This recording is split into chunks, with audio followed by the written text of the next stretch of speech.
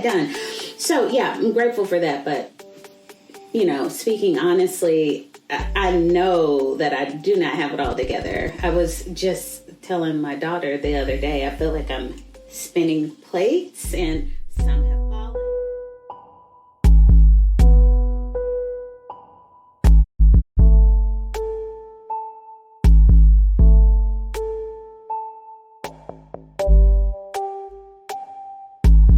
Hello and welcome to Authentic On Air with Bruce Alexander. On today's show, I'm sitting down with Regina Joy Lane. Wife, mother, successful entrepreneur, and community enthusiast. I'm excited to see where this conversation goes today. But first, today's reflection. As you build or integrate anything new into your life, what role does authenticity play in your implementation? For example, I have started a new workout regimen, and it was important for me to scale way back from previous programs I have done because they were motivated by fear and shame, and they were very hard for me to sustain. I know what I want for my fitness plan now because I know how to honor myself better. Do you think about things this way? Why or why not? As always, I'm genuinely interested and would love to hear any interesting, surprising, or revelational insights uncovered. So you can hit me up on Instagram, Facebook, Threads, or LinkedIn at Authentic Identity Management. Okay, so I'm pushing into a growth phase now. Regina and I have only had one real conversation to speak of, and she struck me as somebody who has it together. So I'm trying to step my interview game up because this isn't just my buddy doing me a favor. This is Regina Joy Lane. Welcome, Regina. Thanks for being here. I'm so happy to be here with you as well, Bruce. But let me be the first to say I do not have it all together. Let's start off right. It's funny. I mean, that's a really important thing about perception is that we all think that somebody's doing it better than us. Oh, yeah. 1 million people. I can give you 1 million people who are doing it better than me. Well, from our conversation, I thought you were doing it pretty well. And you've got some pretty solid success to say that you're doing something right. I'm grateful for the things I've been able to achieve. I am an ambitious woman, so of course I want to do more. But yeah, I think I can look back and say, okay, I was able to get that done. I did that. Yeah, you did. Or, I was able to achieve that. And I am grateful. So I'm not one of those people that is like, just sort of this fake humility all the time, right. Like, oh no, I don't know how it was. No, I worked my tail off to get that done. So yeah, I'm grateful for that. But, speaking honestly, I know that I do not have it all together. I was just telling my daughter the other day, I feel like I'm spinning plates and some have fallen. Some are wobbly. I'm trying to figure out where I can get more plates. But I've never felt like, oh, all the plates are spinning at the same time. Look at me. Like I've never felt like that. Do you think you would find comfort if all the plates were spinning? No. What is that? I've heard this Brene Brown quote where joy is like the scariest feeling, which consequently is my name. Like joy. But when I'm watching this, she says it's the scariest feeling because when people feel joy, they're like looking over their shoulder, like, when is it all going to fall apart? Now, I thought that was interesting to hear, but I wouldn't say that I ascribe to that train of thought. Joy is my middle name. I do find a lot of joy in life. It's been a mental and a mantra for me from birth. A funny story that my dad named me Joy before he even knew I was a girl. Oh, really? Yes, because I danced around in my mother's room. I'm still dancing to this day. But I am one that I'm always going to be looking for silver lining. I'm always going to be trying to find the positives in some of the ugliest situations. And that's a gift I realize that most people don't have. And I thrive off of that. So joy has been a superpower for me.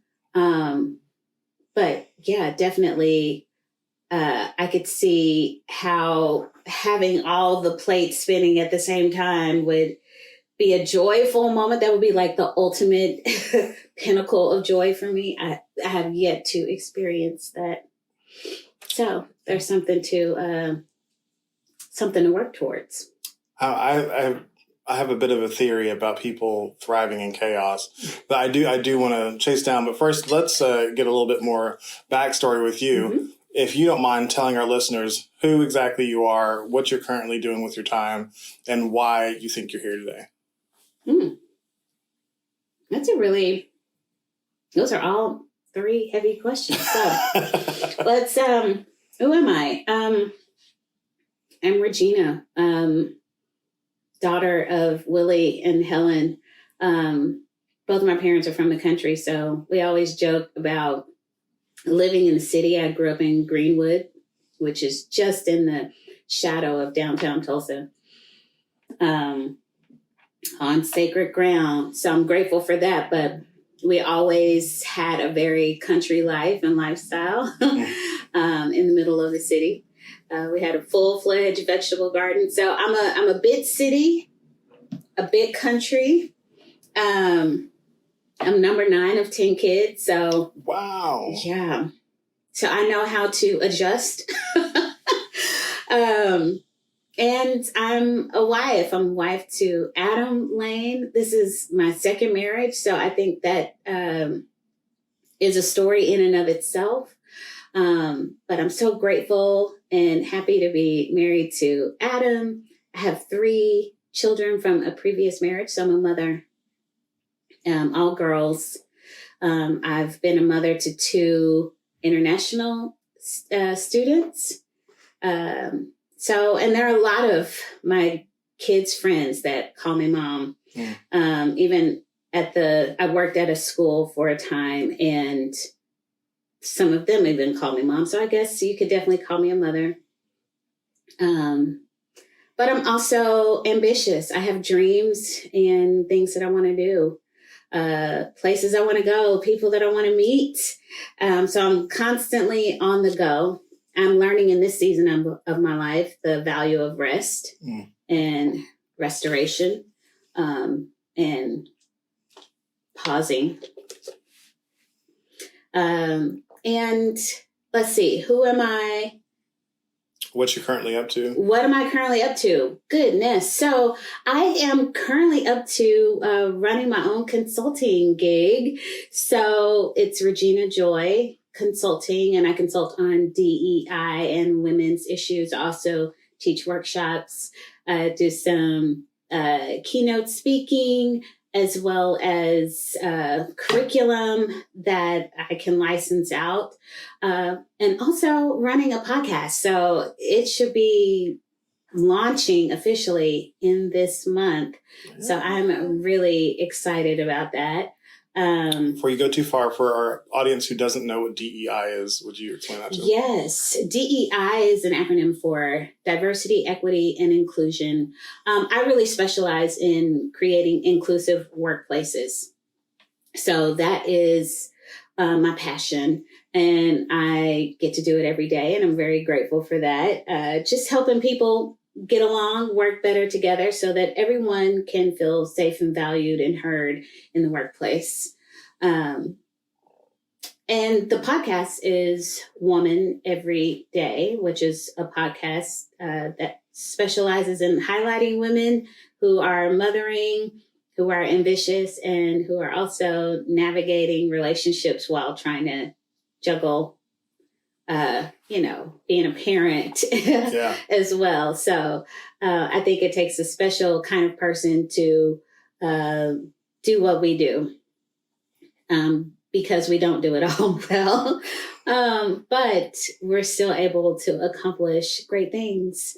So that's what I'm up to now. And I think what brings me here today is hopefully in our conversation that you saw something authentic in me. Absolutely. I definitely saw authenticity in you, and I'm hoping that you're curious to learn more, just as I am curious to learn more about you. So I'm excited to be here on this. You answered that question so thoroughly.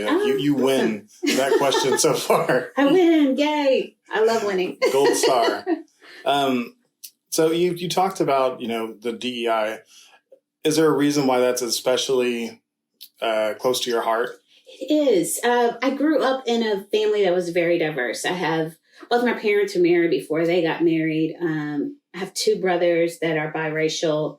And then just the spectrum of our family in general is very diverse. I mean, I had a brother who was married to a Pakistani woman. They have a son. I think diversity is beautiful. I think that learning about different cultures is a beautiful thing. So I've always been very interested, which is how I ended up with both a Chinese and a South Korean student living in my home. I think that we can all learn something from each other and that everyone has value if we take the time to know it. So it's been a lifestyle for me. Excuse me. And now that, when you look at the spectrum of the workplace and we spend so much time at work, right? Much more than, say, our parents or especially our grandparents. Work takes up a lot of who we are. And I think for a long time, we were not allowed to bring our full selves to work. Mm-hmm. And I think that sort of takes away from who we are to have to put on a different face for work. Now, up until, the last 40 years, the workplace has been predominantly white. And there are obviously still many places that are predominantly white. But when you are not white and you're going into a workplace, it could be very hostile. Mm-hmm. Uncomfortable.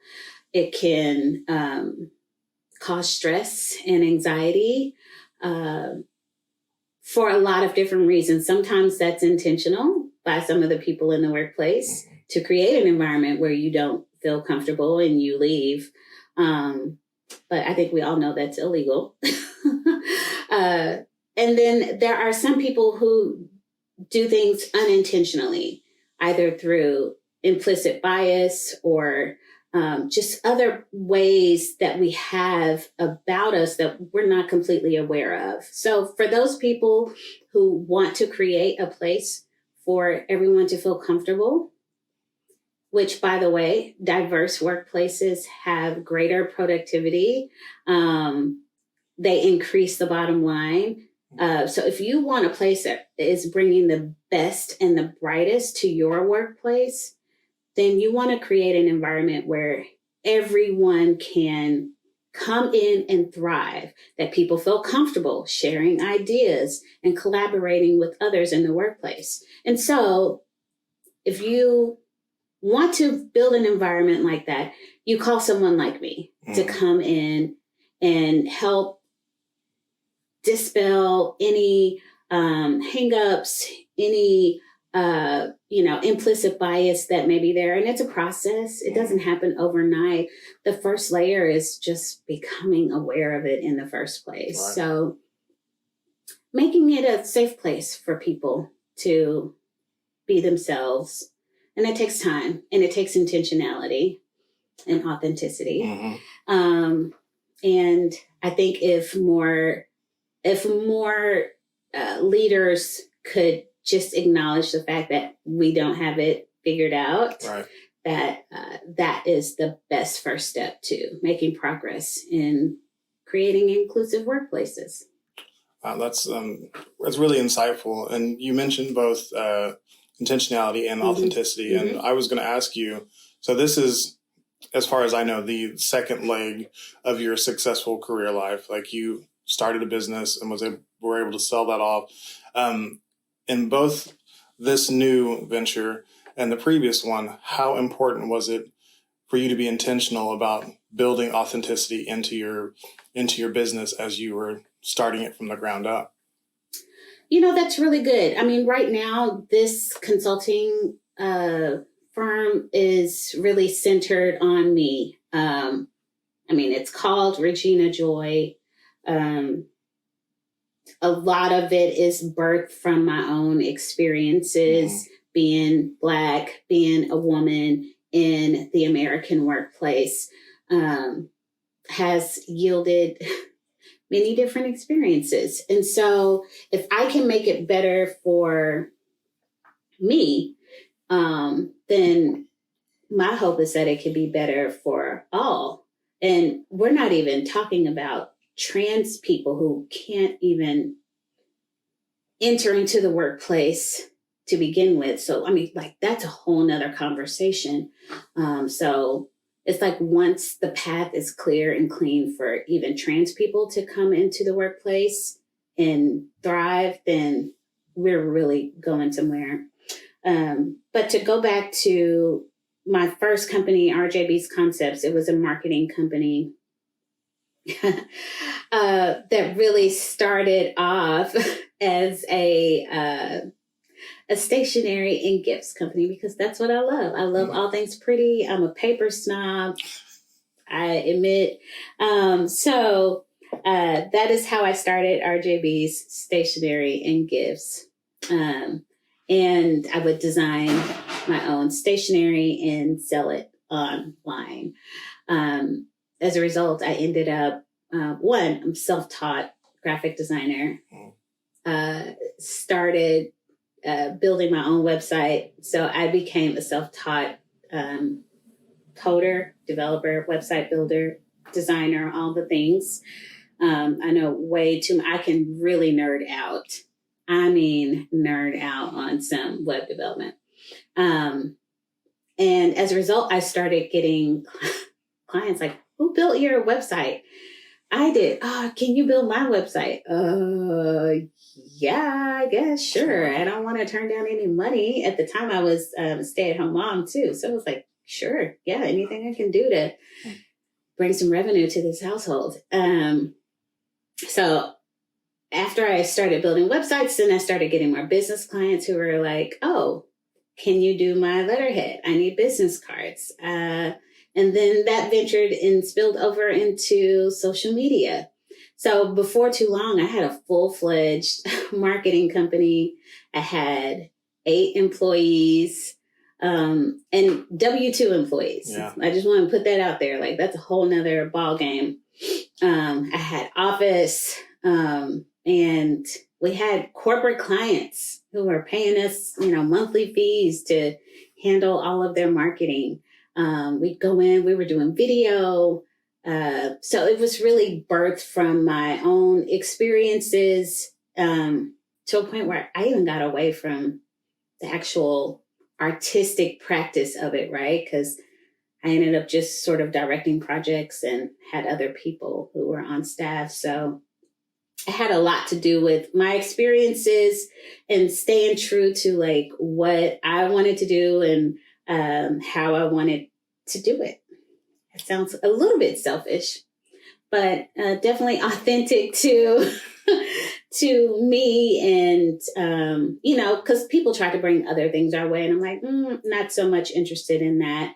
These are the things that we do well. We would dabble in a few things to see if we wanted to, grow in certain areas. But after we created this full service marketing firm, things really took off in a big way. So was it how much it took off and you kind of lost the ability to focus on the creative that made you, in the end, walk away from it? Really great question. So me walking away had a lot to do with everything that was going on in my life at the time. So I told you I'm on my second marriage, which means there was a first marriage.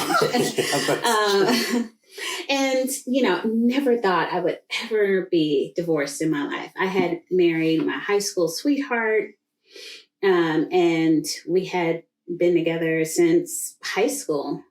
We had been together over 20 years. Wow. When we finally divorced. But I could see I was feeling very stressed, very overwhelmed, trying to run a business, take care of my employees. My marriage was falling apart. And you talk about falling plates. They're just crashing. I don't, even the poles that the plates would spin on, everything's falling. It's all falling. So at that point, it's sort of like, okay, I've got to do what's best for myself, for my girls. Something's got to give. And it's not going to be me. And it's not going to be them. Like, that I know for sure. So, like, all this other stuff can get out of the way. So when it came to the business, I said, you know what? I can't. I just had to have a very honest conversation with myself. I would rather give up this business so that I have more capacity to focus on. At that time, when I gave it up, I was trying to, like, can this marriage work? Can it not? Like, so focus on my marriage, focus on my kids, and focus on my own freaking mental health and peace. Like, good Lord, that was a very, very stressful time. And I sold the communications arm to our communications person, sold the graphic design to the graphic design person, and that was that. The rest of it, I just kind of let it go. I kept the web design because it was easy and lucrative. And so I kept that and ended up getting a divorce, which was very painful and long. It was a 3-year divorce and a 2-day trial. A 0 out of 5 stars. Do not recommend. I definitely do not want to go on that ride if I can. Oh my God, no. And and at the same time, I can stand on this side and say I did everything that I could to save my marriage.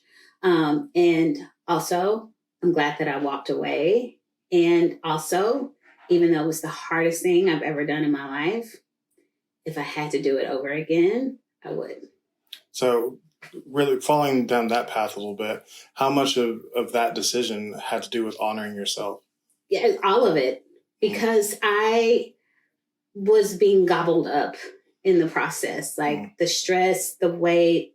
So even, and this is not why we got a divorce. And, I want to pause right now and give props to my ex-husband. We did the very best that we could. We did the very best that we could. It just didn't work out for a number of reasons. But I definitely saw myself fading away in the marriage, and not in I need a more prominent position, or not that. I found myself becoming quiet, tucking away. Like I was not myself. And we were not kind to one another. And we went to counseling. We tried to do everything that we could to save it. But it got to a point where he was going to live his life the way he wanted to live it. And I had a choice. Do I want to co-sign on that? And I choose no. I think I have a lot more life to live. I'm feeling squashed and suffocated and like I am wilting away. And so I had to do something to save me. And I think there comes a point in everyone's life. I'm going to speak for women. But I think there comes a point where you realize the Calvary is not coming. You got to save you. And I'm saying that I'm putting a lot of emphasis on me, but I don't want to take any emphasis away from my faith either. I'm a believer in Christ, and you talk about being alone with Jesus. Like that was a season where, I think about the poem Footprints, where I just saw one set of footprints in the sand. Lord was carrying me through that season.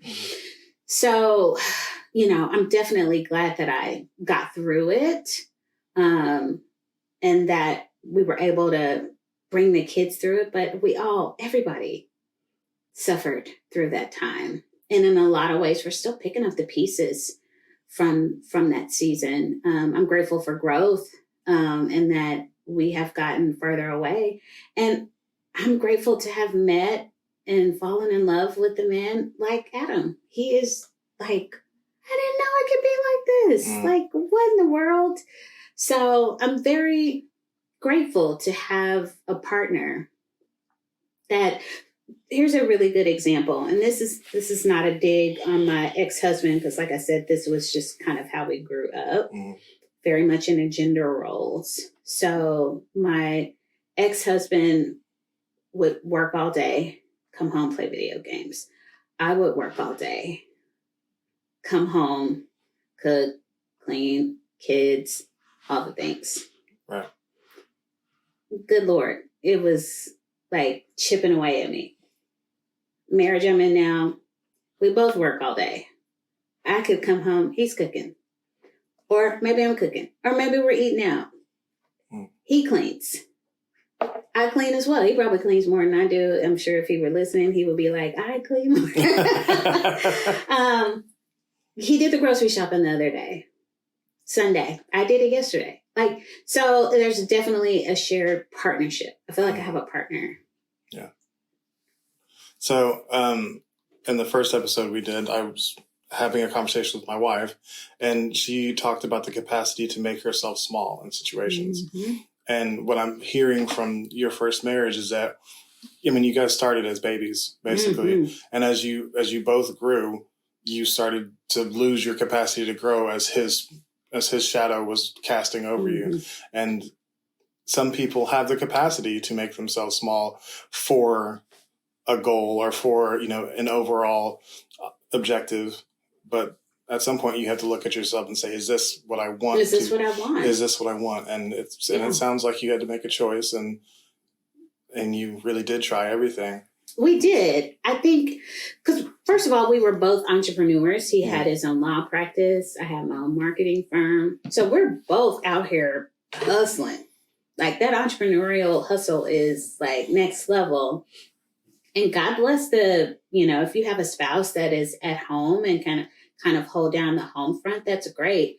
But it was both of us holding, hustling outside the home, but coming home, it was just me. Mm-hmm.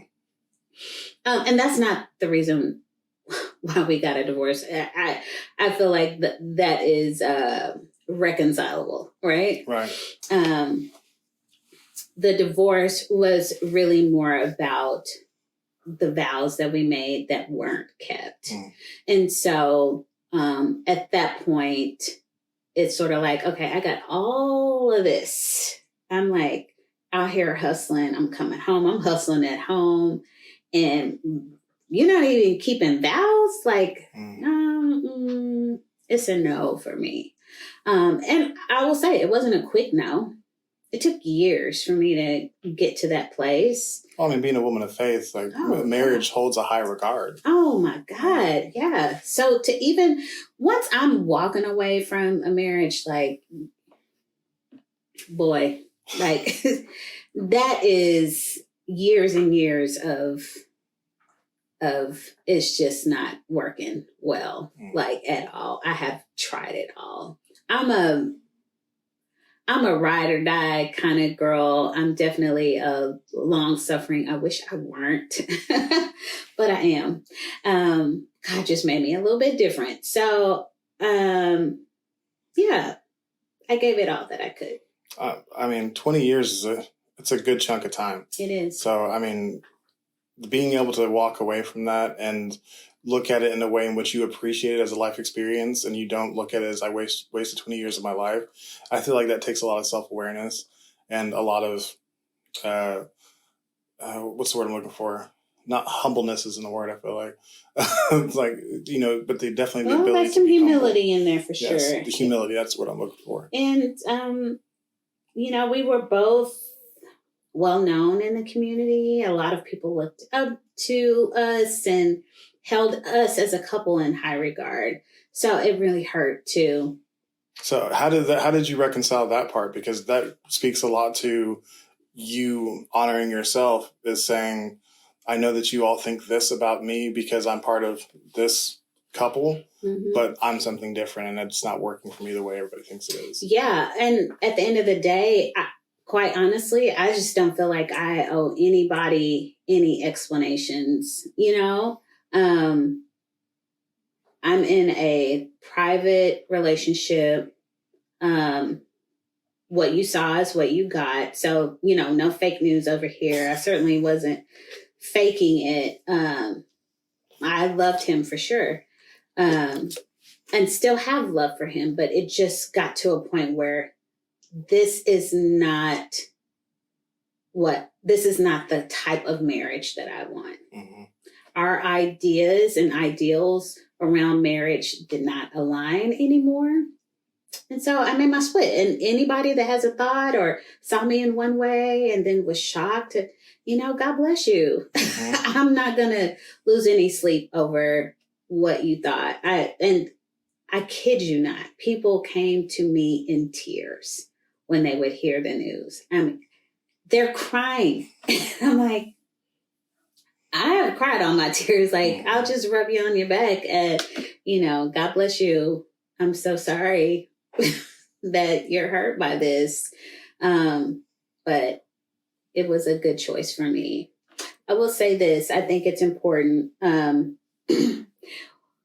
We've come a long way, my ex-husband and I. So much so that he'll find this funny. On Sunday, he came to my home and installed a new Wi-Fi network. Like, he went to the store to go shopping for us, my husband and I, and then came and installed it. It was a full circle moment. Wow. So we've come a long way. We can chat about the girls, make jokes, and have a good time. So, and I know you can't speak completely for him, but do you think that your separation was something that led to a lot of personal growth for him as well? Oh, for both of us, for sure. Yeah. Sometimes it really does take being outside of this, this collective that you've been part of for so long to really be able to look at yourself and see how you haven't been what the other person needed. Yeah. And for me, I was, like I said, letting go of myself. I needed to find myself. I was in a therapy session, and the therapist goes, "What do you do for fun?" And I could not think of anything. And I just started weeping. I was like, I don't know what I want to be when I grow up. Like, I just could not pull it from anywhere. And I was like, oh, crap. I have completely let myself go trying to, support my kids, support my husband, because I was there through law school, through starting his practice and all of that. And it's like, I have given up so much of myself that I don't have anything left for me. And I love this. My therapist said this at the time, and I still carry it with me. He said, you can't pour from an empty tank. Mm-hmm. I know many have heard this before. He said, but you have to fill your tank first. So my homework was to, find something that I love to do and get involved. And that happened to be theater. Really? Long story short, my first degree is in musical theater. So I got back involved in the theater. And from that, I have now also started a theater company. Really? Yeah. Wow. Just from getting back to what filled my tank. So, I don't know how you have time to also have a theater company, but that's really amazing. It's all about the plates, man. It's these plates. So now if I were to ask you what you do for fun, would that be the answer? That would be one of the things I do for fun. So now there's multiple things. What did I say before? Well, no, before there was nothing. You didn't have anything to tell your therapist. For fun? Oh, yes. Oh, yes. So now you've got multiple things. Oh, my God. Yeah. Listen, my tank stays full. But from a full tank, I can be a better mom. I can be a better wife. I can be a better friend, better daughter. Mm-hmm. If I have nothing to pull from, you're getting nothing. You're not getting the best of me. Yeah. So, I keep my tank full. I love good food. I love nature. Like, that was something that I found during going through the separation and divorce. Like, I didn't know nature was healing for me. So, going out to the lake, taking walks, watching the sunset, listening to the water lap against the shore, like birds, all of that. I had no clue. Hiking was never on my radar. Wow. And now your girl loves a good hike. Your girl loves a good hike. Okay. So I had no idea that was in me. But as I started to explore, trying to keep my tank full, now I know all of these things that I love to do. Like, so I take it as my duty as the host of this show to really highlight moments and people who are doing the thing I want to see people live their life as. Mm-hmm. And for like one of them is enjoying it.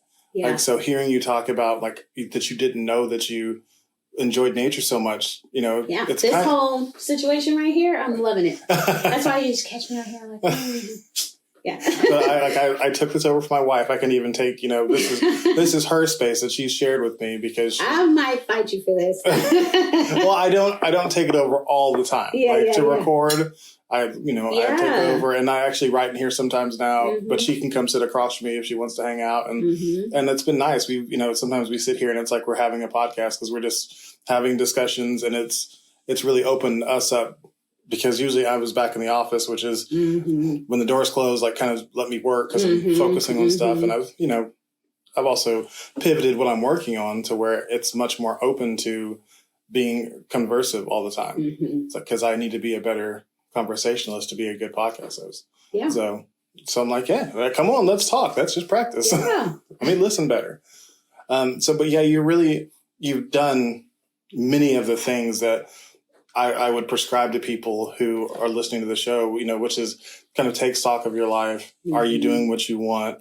What are you willing to sacrifice to get, your goals? Like you looked at all those things and then you had the courage to actually take those leaps and leave a 20-year-long marriage. Scary. Which I don't want that for anybody. Right. Unless it's what you need. Right.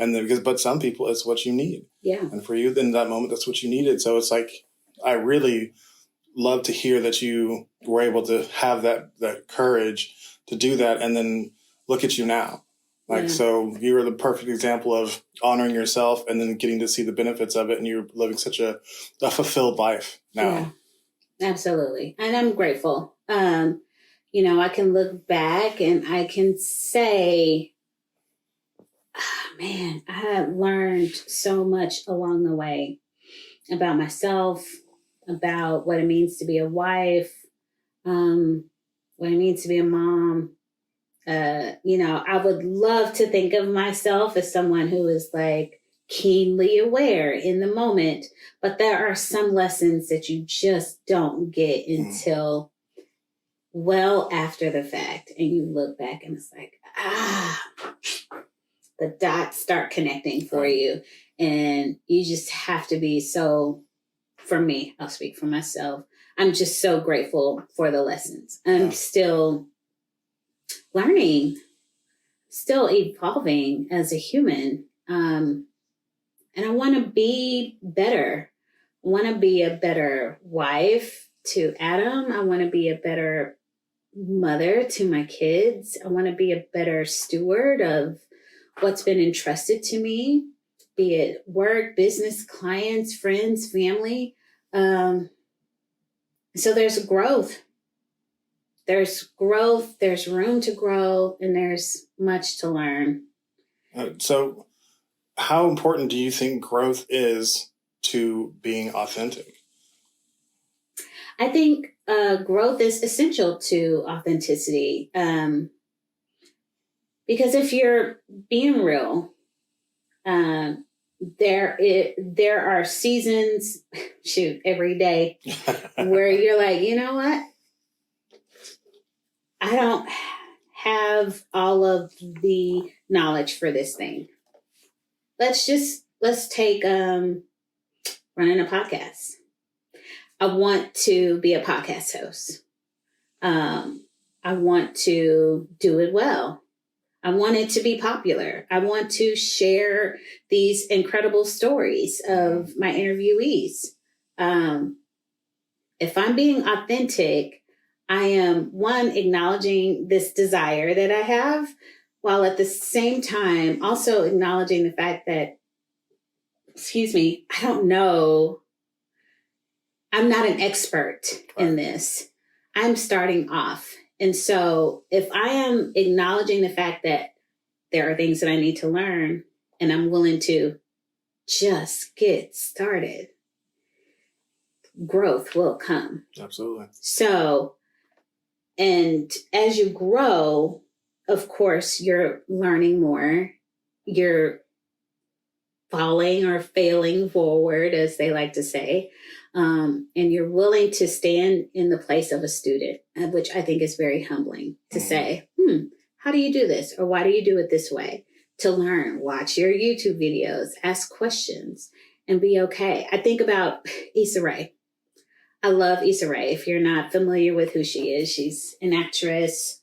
She was just in the Barbie movie. She was the chocolate Barbie.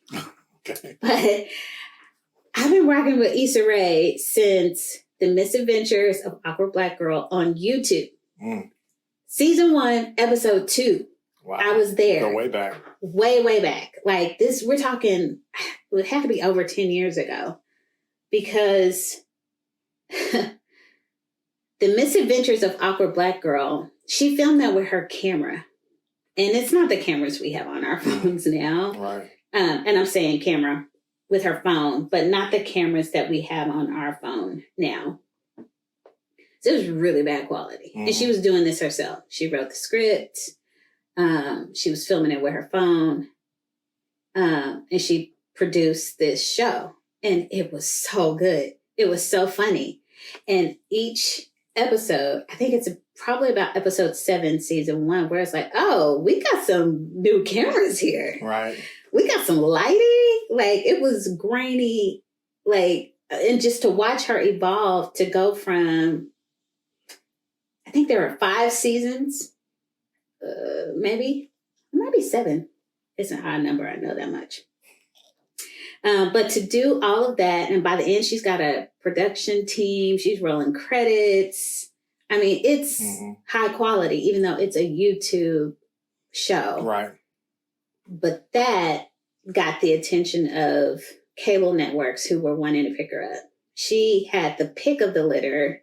And because she wanted creative freedom, she went with HBO. And then we get Insecure, which is quite literally The Misadventures of Awkward Black Girl. Oh, really? Yes. Okay. Yes. It's like evolved, but it's the same premise, awkward Black girl growing up, trying to navigate love and, work. And so, man, just to be willing to be vulnerable and say, I just want to, make a TV show. Right. All I have is my phone. Just being real with what she has and being willing to grow is huge and very inspirational to me. And look at her now. Yeah, she's like Issa Rae. Like it's Issa Rae. Like she shows up, it's like, oh my God, she's the queen, right? So yeah, she's on my list of people that I'm like, if I can meet them, I would just want to ask all the questions. Yeah. So for me, the whole podcast thing was a quick turnaround because I had something to say and this platform to say it exists. And I'd been, I'd never thought of this platform before. My wife said she'd been thinking of me for podcasting for many years. And I was like, should have told me. I never even considered it. She's like, you love talking to people and you are good at it and you're smart and, you're doing all these things that don't really use your talents well. I was like, oh, okay, well, let's do a podcast then. And, because of the other things I'm good at, being tech savvy, being able to pick things up quickly. In the first week after we made the decision, I had made my first podcast episode. And that's, and, I know that there's going to be a growth curve. There's going to be things I'm going to learn. It's going to get better as it goes. Getting the audience is going to be the hardest thing for me because I know that there's content that so many people can appreciate. So many people can learn, grow, and heal from. It's just getting it in front of those people. Yeah. And that's the piece that I really feel like I'm missing is the marketing part. It's like, I know how to do it for other people, but thinking about it for myself, it's so frustrating whenever you're creating a thing, then you got to get it out in front of people. It's like, oh my God, that's awesome. Like, Yeah, but it is hard. Yeah, I'm to excited to pump do it. yourself. I'm excited for you as well. I'm excited for yours. I'm excited to hear the first episode. Me too. I was editing last night. So you talk about learning and growing. I'm like, man, in my mind, I thought I would edit it in Audition, Adobe Audition, but I ended up, through trial and error, I think I'm going to just be editing it in Final Cut Pro. Really? Yes. And then uploading that video. I'm doing a similar thing. I edit in Premiere. And so Adobe Premiere. And then, I have the video portion and then the podcast portion, because I looked at Audition and I was like, it's not as close as I thought it was. Like, I know I've used it before, but if you're really trying to, really get good audio, I don't know how to optimize. They have a podcast filter in Audition, which is why I was like, oh yeah, we're doing this in Audition. And I have this new laptop, and the microphone on this laptop, I don't even need a plug-in mic. Oh, wow. It is so good. I don't know what it's a MacBook Pro.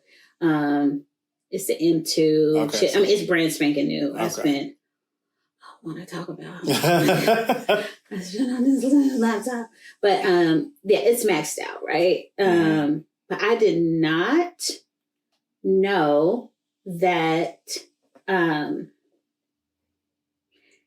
the microphone would be so good, and so. Because of that, now the next, which, unfortunately, the first 2 videos are going to be SD. I thought I was filming in 4K, and I don't know how that happened. So we'll see.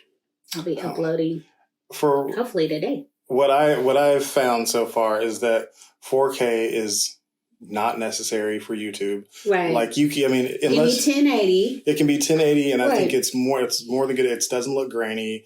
And also, my wife told me, she's like, the video doesn't need to be great. Right. Like, people who are watching a podcast video just want to see a little action as they're listening. They're probably washing dishes or they're probably doing something else. It doesn't need to be great. And I was, because I'm thinking, I could be high quality. Like, I could really, because right now I've got a light set up, but it's just so the glare from outside doesn't make me look like a half egg face. Like, it was really bad the first one. I was like, okay, I've got to balance this out some. But it's like, I could bring in studio lighting and really try to do the whole thing. I was like, it's really about getting the podcast out. And the video, like, I'm hoping the video allows more people to hear the podcast. Right. But it's really not about that. Yeah. It's not about getting more video users. It's about getting more people to listen to the podcast. Yeah. And so I'm just like, let it go. Yeah. You don't have to be perfect in everything. Just try to have a good interview. Yeah. Like, that's what I'm trying to be in control of now. Like, do your research, ask good questions, listen better, focus on those things. Yeah. Instead of, being paralyzed and not making a move at all because it's not perfect. Right. What is that? Exactly. This wife of yours. Yes. She's smart. She is. She's so smart. She kept me. So, obviously. There it is. That's probably her dumbest move, is that she did not at all. When she had the chance. You are good people. Well, only because she made me that way. She had to stay through a lot. She had, very patient. I've talked a little bit about my story, but when we first met, I was falling apart. Yeah. Like, I was I think I said that was about version 1 of myself. Mm-hmm. And, because everything before 18 is just gathering data and then trying to create a version. And then that first version was just so self-absorbed and also just terrified of commitment and being there for someone. And she saw through my BS and supported me. Yeah. She really has brought me to a pretty good version of myself. And I don't give all credit to her because I have done the work, but without her support, I wouldn't be, I don't even know if I'd be here. A good spouse can change your life. Absolutely. Quite honestly. So it sounds like you definitely have a winner. I do. Winner, chicken dinner. I know, absolutely. I'm not letting her go if I can help it, unless she tries to go. No. At that point, you need to beg, and that's okay. Yes, I will beg. I'm not above it. Yeah. I don't know what I am by myself. I do know what I am by myself, unfortunately, and it's not great. So now I think, I've learned and grown enough to where I could survive a life of my own, but I just know that I wouldn't be nearly as happy as I am with my partner. Yeah. Like, that's, what's that line? Jack Nicholson, I want to say it's as good as it gets. And he says, you make me want to be a better man. Oh, yeah. And I love that line. When you meet someone that like, man, you make me want to be a better person. Adam's like that for me. That's so good. He makes me want to be a better woman. That's so good. And that's, I think that's having something that makes you want to improve upon yourself is really important in life. Yeah. And it's not going to be another person for everybody. But I hope that people out there are trying to find that thing that makes them want to elevate themselves, whether it's your kids or your spouse or your dog or your career or whatever. Yeah. That there's something that is driving you to be a better version of yourself. Because when we just stay stagnant, then, what are we even doing here? That's, for me, the whole process of our transitory life is to try to get better. Yeah. Try to win at being yourself. It's like, am I the best version I could be? Not yet. Let's keep trying to improve. That's good. I like that. It's a great conversation so far. We're winning this conversation. Yay, winning again.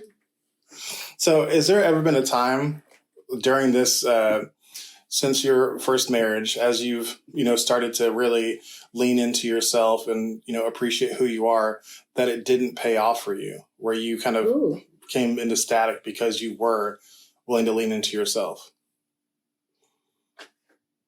Excuse me. That's a really interesting question. And I'm going to be a little quick in responding. I'm sure get into more thought, it may change, but I am just a firm believer that all things are working together for my good, like all the things. And so, have I made mistakes? Absolutely. If I could go back and do some things over again, would I do it differently? Absolutely, for sure. And yet, it took going through those things to learn the lessons that I gleaned from that. Case in point, I am in a life crisis. And that's not true. I have just come to the realization that something that I believe so strongly in, if I could go back and do it over again, I would. Okay, so I won't be cryptic. Thank you. I know. I was just trying to set it up, So, man, through counseling and therapy and tears, if I could go back and do it again, I would not have spanked my children. And I just apologized to them about that. It was like a whole sit down, come to Jesus, tears and snot, like, I messed up. That was a mistake. My parents whooped me, clearly, because, and it shows. Country black people. Listen, I understand a few things. Yeah. So, but I think about this. So I love to tell this story. This is me, generation one, right? My father, I was born in 1980. My father was born in 1939. My grandfather was born in 1899. And his father, my great-grandfather, was born enslaved in 1847. So much of this trauma has been passed down through the generations. I've only been spanked by my dad one time. It is one that I will never forget ever in my life. 7 swats with a belt. I could not sit down for 2 days. We won't light fires in the grass anymore. Like, we almost burnt the house down. But where did he learn that? Probably from his dad, who I've been told beat him with a wet rope dragged through sand. Oh my gosh. Well, where did he learn that from? Probably his dad. Hold on 1 second. That is my dog. Hey, Kate. Thank you. He wants to come join us. And I would let him if he wouldn't then turn around in 2 minutes and do the same thing trying to get out. Oh. And that's what's so frustrating is he went somewhere and then he gets there and he's like, okay, I want out now. Precious. Yeah. So, I mean, that is intense. Right. And so, did I, spank my kids in the same manner? No. And in a lot of ways, I would think like, oh man, I'm not going to beat my kids like the way my parents beat me, but they got spankings. We had the little plastic rulers, the floppy rulers, like that was my go-to. It was traumatic for them. It was traumatic for them, and it had, did it get them to do what I wanted them to do in the moment? Yes, it was a very effective tool for controlling and disciplining my small children. But it had a lasting effect that I did not plan for, that it was not explained to me. We joke with my siblings. We're like, oh, yeah, we got to be grown up, but we're okay. But it's like, are we though? Exactly. All of us have anxiety, like every single one of us. And quite honestly, you talk about being authentic. I wet the bed until I was 11. Like, that's not okay. Right. Right? And yet, I would never speak ill of my parents. They did the very best that they could with what they had. I did the very best that I could as a mom. But I have learned over time, unfortunately, after the fact, there was definitely a moment when they were still, adolescents, where I'm like, I don't think this is working. I think we should stop spanking. And we agreed to stop spanking. How old are your kids now? 21, 18, and 16. 16 in like a month. But the damage was already done. I regret that. I do. If I could go back and do it again differently, I would. So, I mean, I don't think it's hard to say whether our parents regret it or not. I know that my mom and I had argued about it whenever I told her I wouldn't spank my kids. And she's like, look how good you turned out. Right. And that's like, well, at the time I wasn't really very successful, and I'd, been in trouble with the law, and I did have anxiety, and I was dealing with all these different struggles, and I hadn't even started to look at the big picture yet.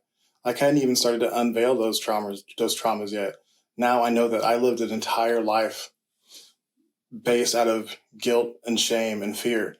That part. And I luckily, even before I unveiled that, I realized that I didn't want to spank my kids because it didn't feel right.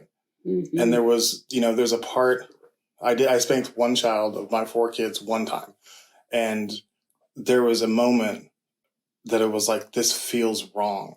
Yeah. And I've always tried to lead with my heart as a parent. And whenever my heart felt bad after it, I was like, never again. Because I got short-term results, and I still feel like I have the most distant relationship with all of my children. With her out of all of my children. Yeah. And it's not something I can take back. Yeah. I apologized to her almost immediately, and she complied about the thing. And it's like, but do I want to raise compliant children? That part. It's like, that's not on my list of qualities traits, I want to build into my children. Yeah. It's like compliance. Oh. And so it feels icky. And it's taken me a while to get there, and I'm sure there's more to unravel. And it's just like I told the girls, like, even though I'm apologizing here and now,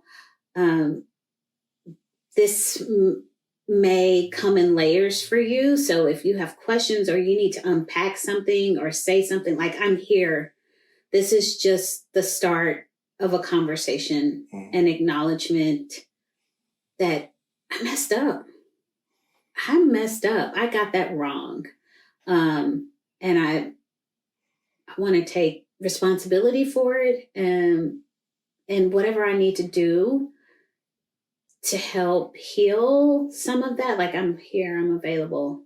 It's crushing. I mean, I'm talking to you very normally right now, but like, this has been like a crushing realization for me. Mm-hmm. It's a heart hurt, like big time. Yeah.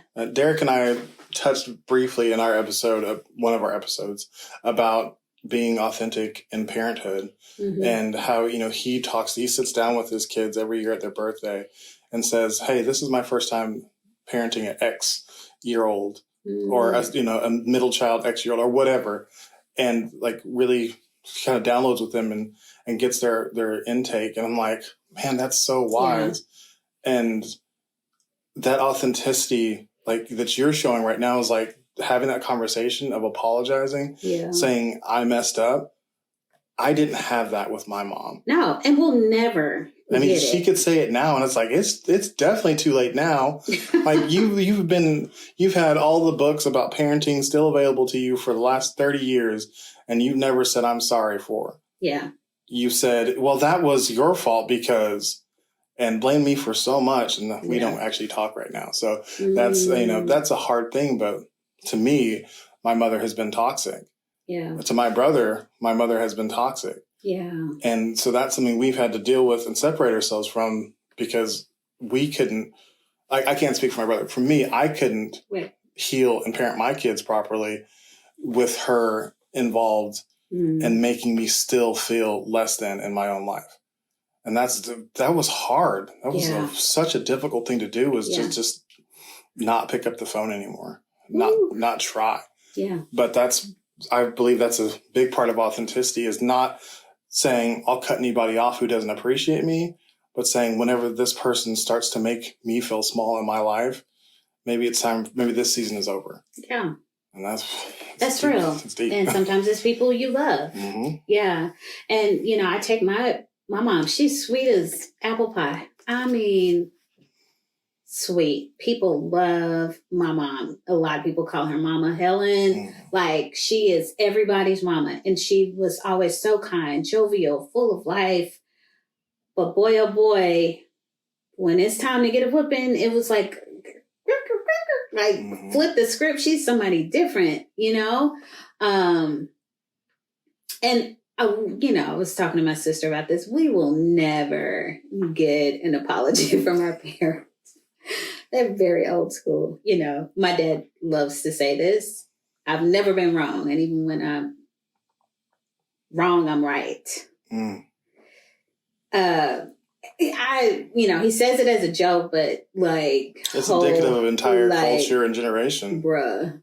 Like, my dad's the same way. Yeah. He's 84. You're not about to tell him anything new. Oh my gosh. My dad he knows all the things. He's still in his 60s, but he definitely, he's softened considerably with the grandkids. Same. And I'm really happy for that. Yes. But if I bring up anything from our childhood, like, no. Yeah. No. I will never again. I'm like, Dad, you did X, Y.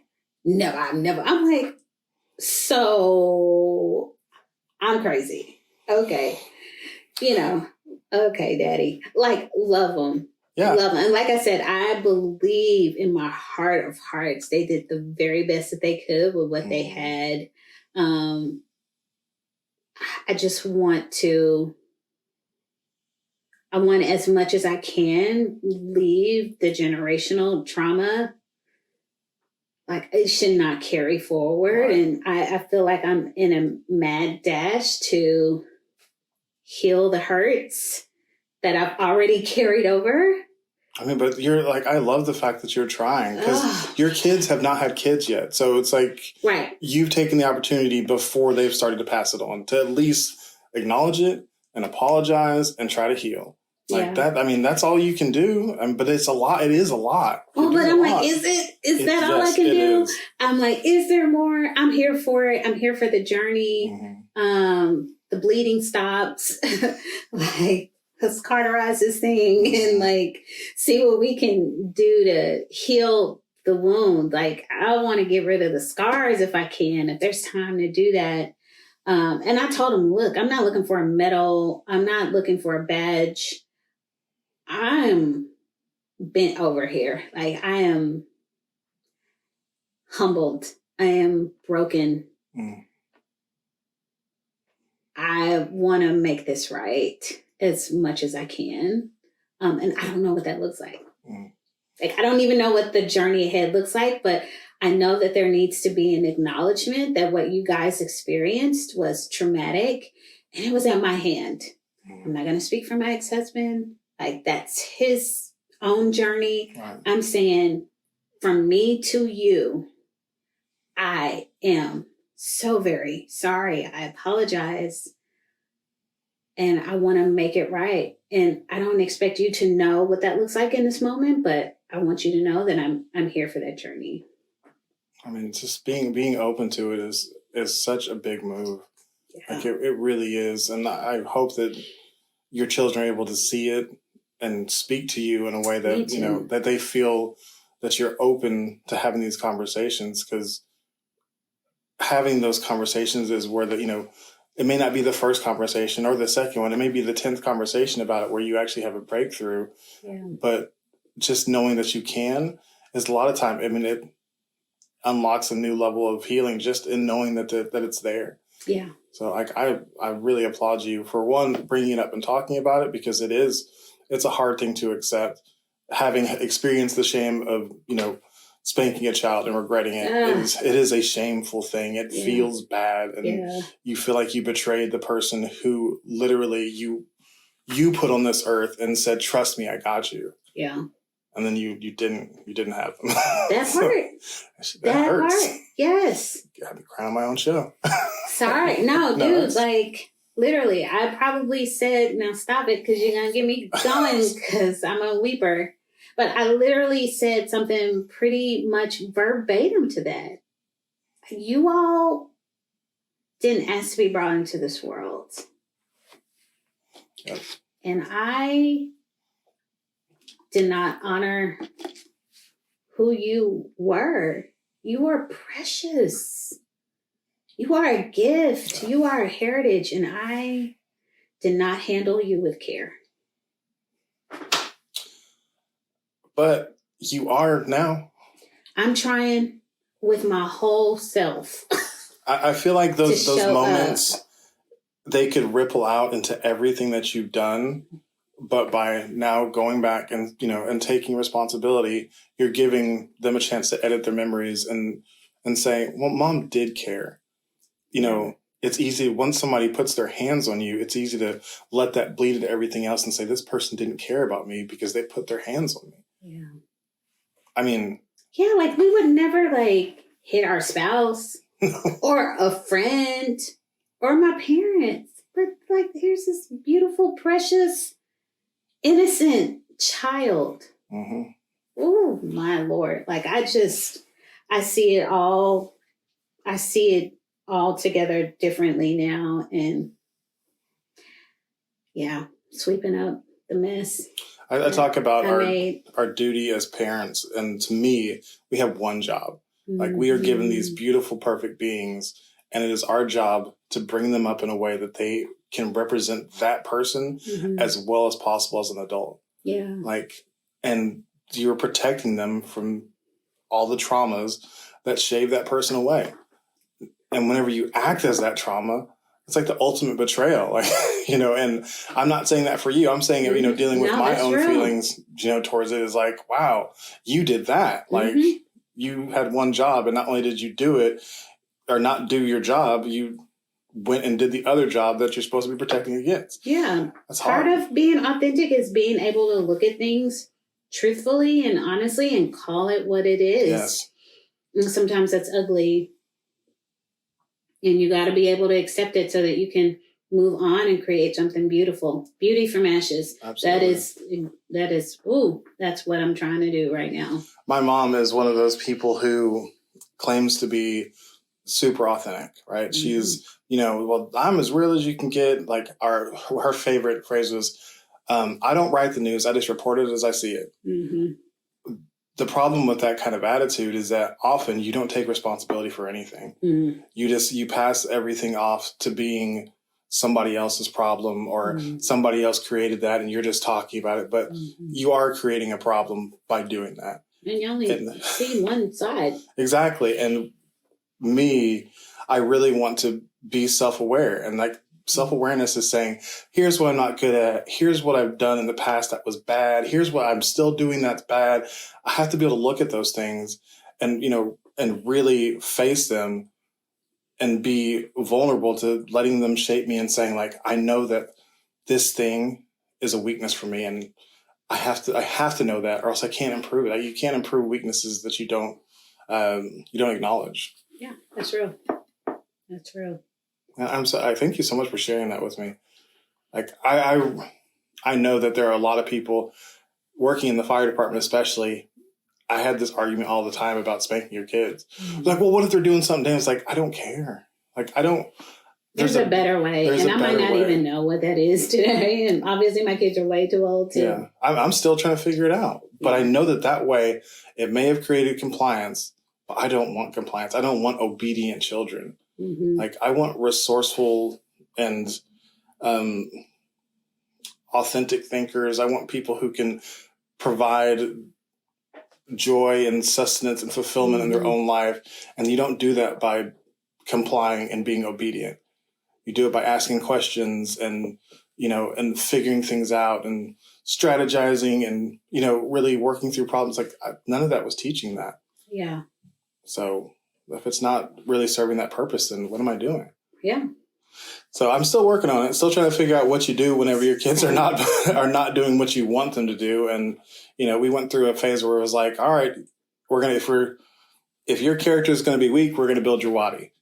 And so it was like 15 push-ups, you're annoying your sister to no end. That was okay, but it still felt a little punitive, a little too heavy on the shame guilt from their reaction. Yeah. I still will lean on it sometimes because I still don't have anything better. Mm-hmm. Like, I wish that there was like some system that somebody figured out. It's like, plug in this system. Parenting. That'd be great. I've read several of them, and they say, this is what your kid is. This is how you nurture your child. And, whenever things are going wrong, if you just talk to them, it's like, that's not really true. You can talk to them and they will maybe not do it again.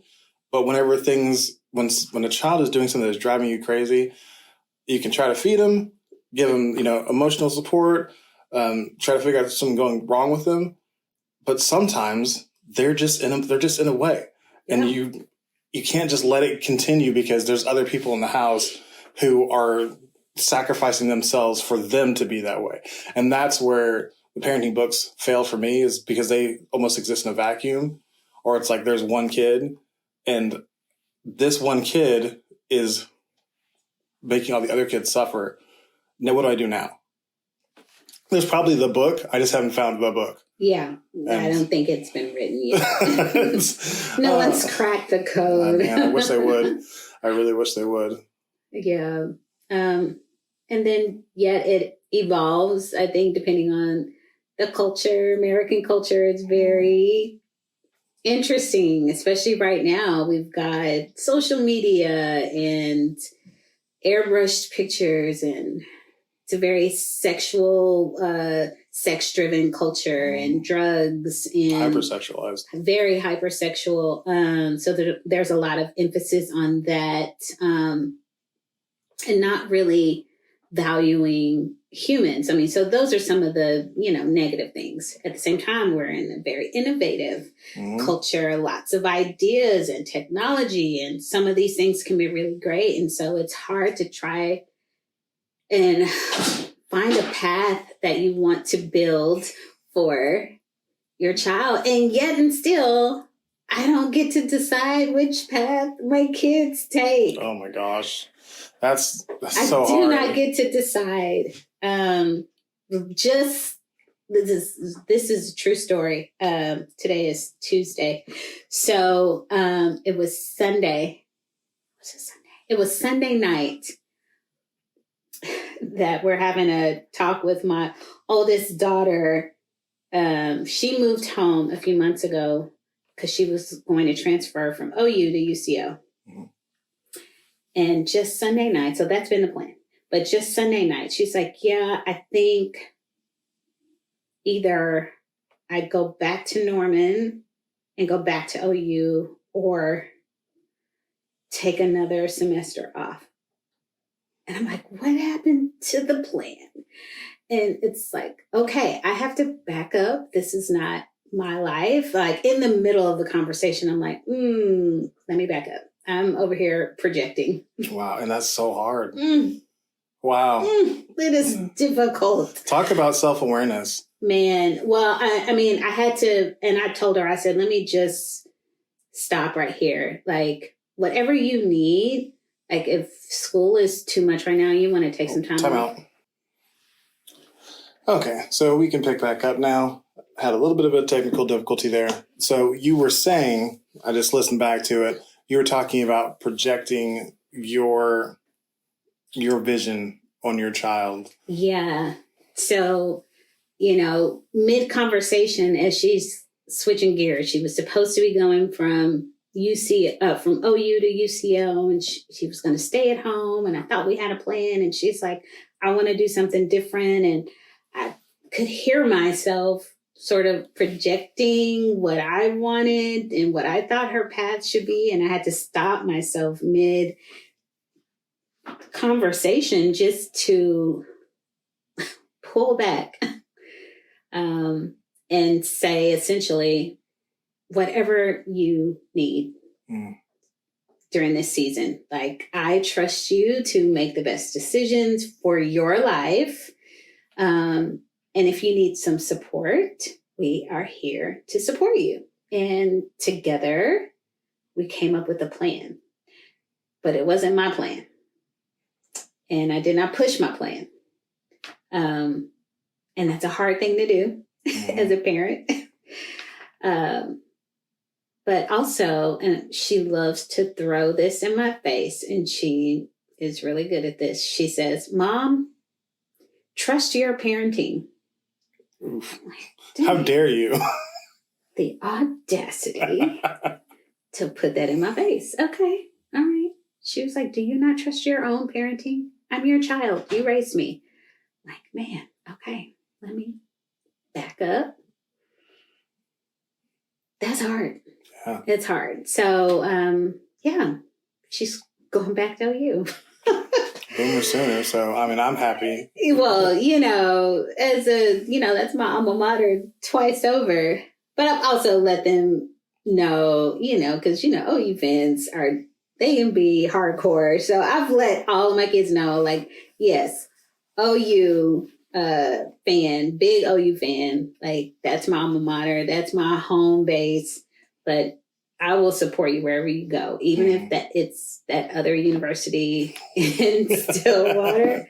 I will put on some orange and black. I'm okay with that one. The other orange one, I would have. Which other orange one? Oh, yeah, that place. That would be a problem. I don't even know what you're talking about. Is that like it? I'm like, oh, that college does not exist for our family. Like, it is so hard to get into that school. They do not like Oklahoma students. Well, good. We don't like them either.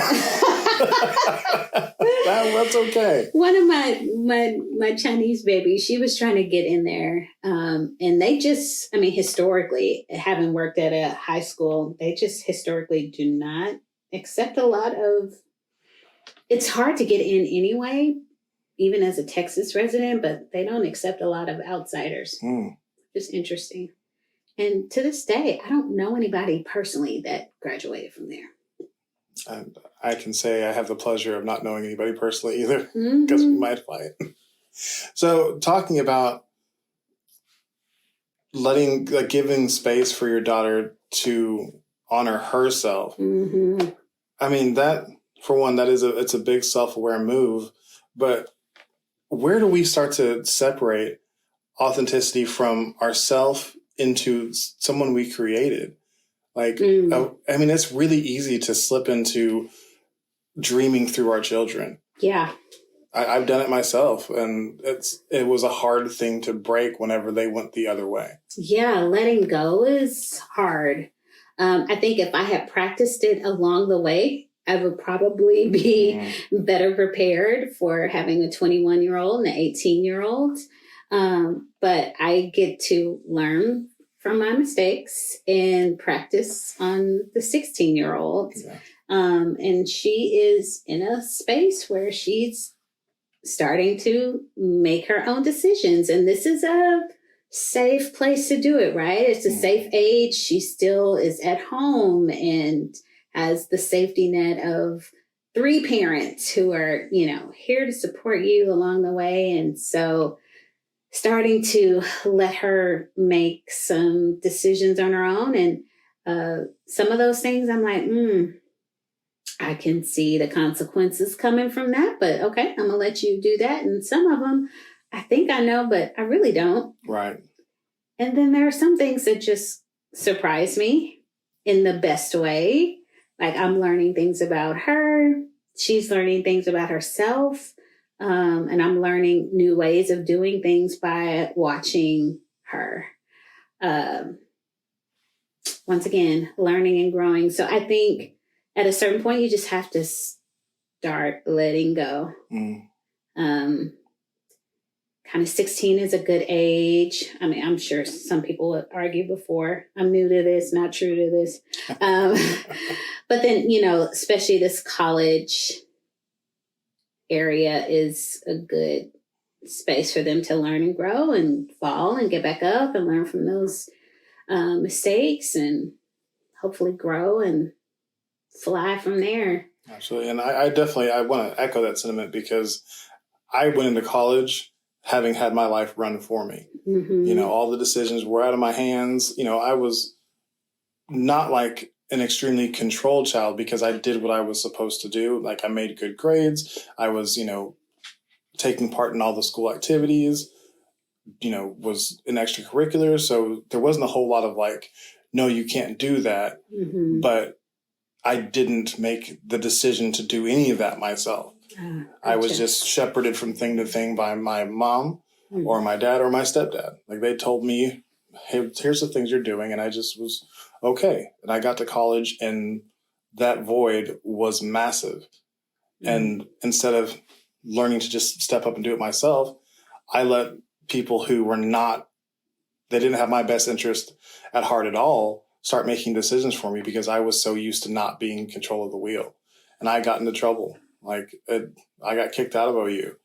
I went to jail. I did a lot of things that weren't true to myself because I just let other people make the decisions because I had no practice doing it. So that's something I want to try to avoid for my children is that power void of somebody controlling your life. I want them to be in control of their lives from early on, but also feel like they have guidance that they can trust and they can still come back to. Yeah. I don't want them to be afraid to pick up the phone and call me.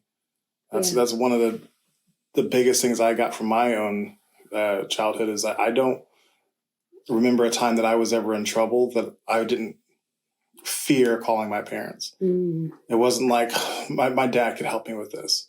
Yeah. I was like, man, I have to call my dad and tell him about this. And I'm going to get, there was all these other thoughts that were never like, he could help me figure this out. And that's what I want to be for my kids is my dad will help me figure this out.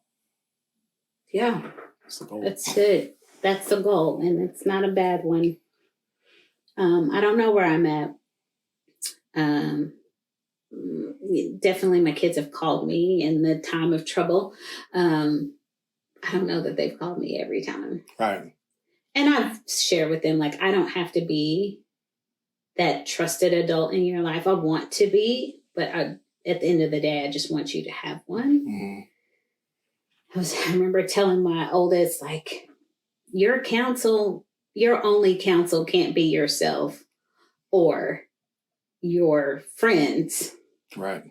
Like, that's it. Like, it's a small sample. Diversify, baby girl. Yeah. You got to diversify just so you can, see things from different perspectives, but get some trusted adults in your life. And I think she definitely has some. I'm jealous. Like, it's like you say that and I can see how that's really good advice. I'm like, I want to be that person. Don't call somebody else. Oh, like, of course. Call me, please. Please let me be your trusted counsel. Yeah, I definitely want to be that person.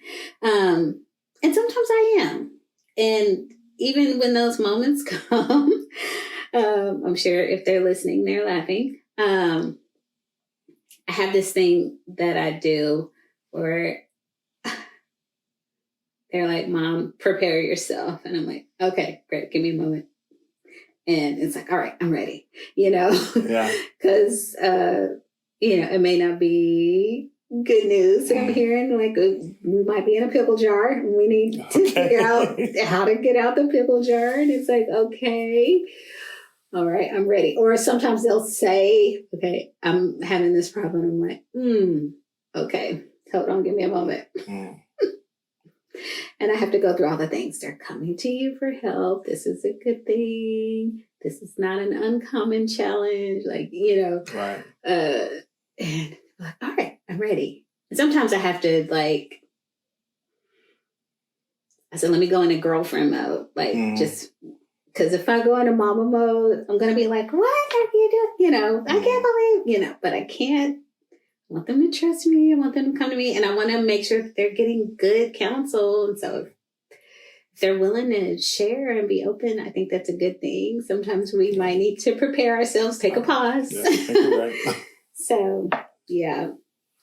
Well, I think this has been a very insightful conversation. And I could keep talking all day, but for one, I have to edit that. And that's too much Nobody work. wants to edit the wrong podcast.